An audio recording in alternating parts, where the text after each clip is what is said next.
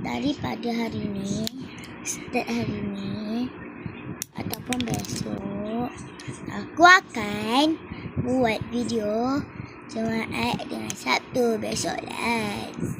Lepas tu tak boleh. Lepas tu aku nak buat trackmark. So macam ni trackmark aku. Assalamualaikum warahmatullahi wabarakatuh.